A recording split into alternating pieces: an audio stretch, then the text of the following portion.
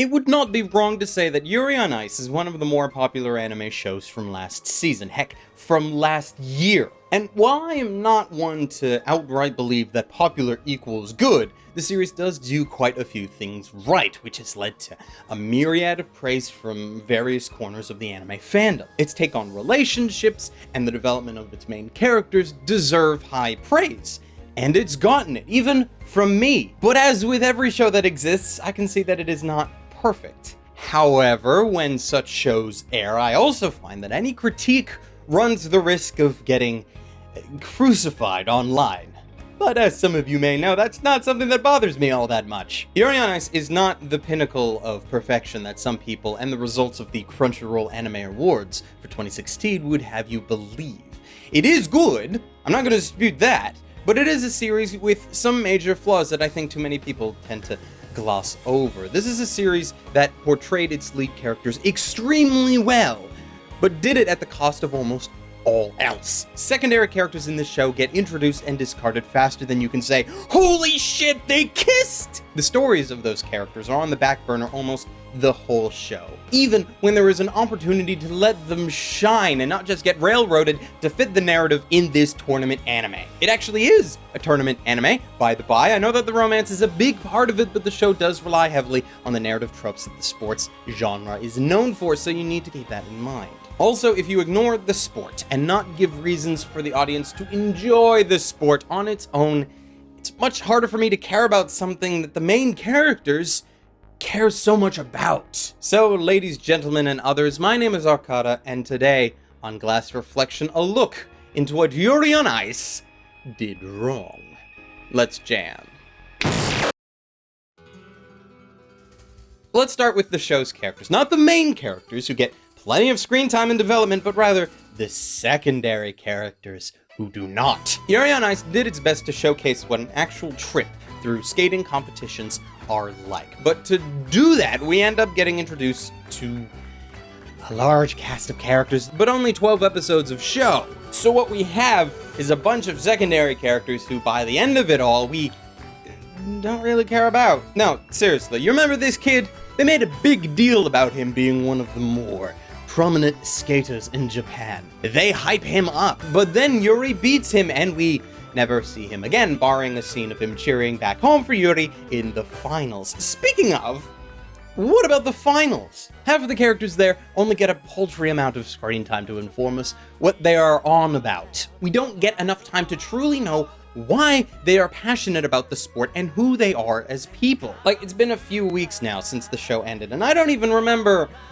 half of their names. Instead, I have, like, poor nicknames for them. We got Sweet Ass, Yes You Shall Skate, Number 2, and JJ. Speaking of JJ, JJ did nothing wrong! I would almost place him on a pedestal as an example of how the secondary characters in this series ended up. So, let's focus on him for a second. First up, the obvious. JJ is an asshole. Despite being Canadian, who are stereotypically some of the nicest people in the world. How you doing? Despite that, JJ is portrayed as kind of full of himself. He's a brilliant skater, and he flaunts it in almost every bad way possible. He has a song dedicated to how he is the king, and that there is no one better, which of course he uses in his routine. He wins all of his qualifying tournaments by large margins, and yet the show screws him in the end. He's unlikable, he's a general narcissistic asshat, yet I would like to argue that while he did deserve what he got, he did. The way in which he received it was poorly told. In his final routine, after boasting about being the best, after stellar performances previously, he croaks. He limits some of his jumps, he screws up others, and he ends up giving one of the lowest performances of his career. Worst of all, the show does not give any good reason for it. Nothing happened beforehand that would have screwed him up mentally. Hell, Yuri goes through far worse in the mental department, and he turns out just fine. What are you? An idiot sandwich. JJ just fails for no discernible reason. The best argument that I could come up with for why this happened is that the creators are trying to show that, yes, sometimes performers just crack under the pressure to perform. Even someone as self-obsessed as JJ. It can happen out of nowhere, strike hard, and yes, it is tragic. So sure, the possibility is there, but we all know the true reason to why he croaked. He croaked because if he didn't, the Yuris would not have got first and second, respectively. It's like the sports anime version of action anime plot armor. The main characters will, with few exceptions, always win the tournament. This is because their story is about overcoming adversity and the hardships that bring them to that final match. I have before called this sort of thing Takafumi syndrome. It's named after Takafumi Fujiwara from Initial D. Cue the Eurobeat interlude.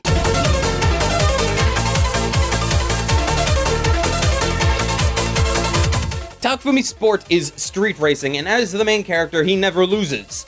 Ever. It's actually kind of a joke that is so bad that there are times that he wins with a combination of just dumb luck and what must be divine intervention. But he's my example to show that in sports anime, the mains must always win, regardless of their chances, and this applies here in Yuri on Ice. Since the main character must win, and since we have two main characters competing, we had one of two options. First being one of the characters failing so that the other could continue. Though, given our characters' personalities, that was not really on the table in the first place. Yuri P has far too much to prove, and his little ego would not be able to handle getting thoroughly thrashed enough to only win third place. And if Yuri K lost and came in third, then us, the audience, would question what he has actually gained. Like, he did make it to the finals in the previous year, so was Victor's training only to make him slightly better? Yeah, I doubt that. So the second option was inevitable. The Yuris win first and second, thus JJ must come third. But so little time is given to even JJ to make this work. JJ, who's the closest thing that we get to an antagonist next to Yuri's own crippling self-doubt. If this got done properly, we would have had something happen to JJ. Something that could get under his skin to make his final fall on the ice more believable, possibly even more relatable. Give him a death in the family, or give him something like one of his few friends saying something that hurt him. Just give him a reason that would make him crack under the pressure that before seemed so easy for him to ignore. Speaking of reasons to ignore or not ignore something, after watching Yuri on Ice, I still don't really care about ice skating. Like, I do care a lot about the stories of Yuri and Victor. I care about what the possible Season 2 has in store for them, but I don't care about the actual sport itself. Now, you can argue that it doesn't matter, and that's not what the show is about. It's the relationships that are more important, and so on and so forth. But when I've watched any kind of competition anime in the past, I've found myself getting so engrossed in the sport. I found that getting engrossed helps me feel involved in the characters' lives. And since the sport is such a big deal to these characters, it should in turn be a big deal to us. But Ark! If you never liked figure skating in the first place, there's nothing that the show could do to convince you. You were just doomed from the start. Are you sure? Because I've watched Chihaya Furu.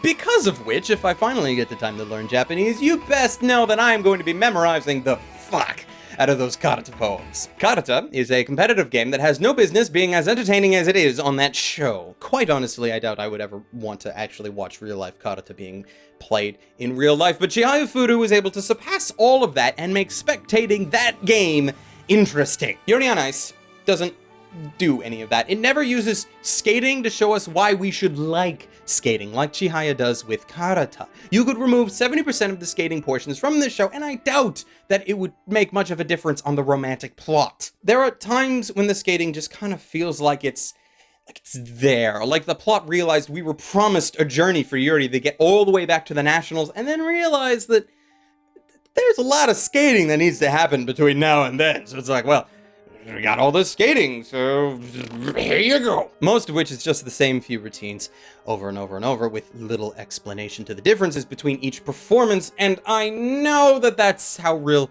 figure skating is. So why the hell is that a complaint? Well, if you notice, the description that I made of it makes figure skating sound boring. But it's the show's job as a piece of entertainment to prove me wrong and make it not boring, which I don't feel like this show did.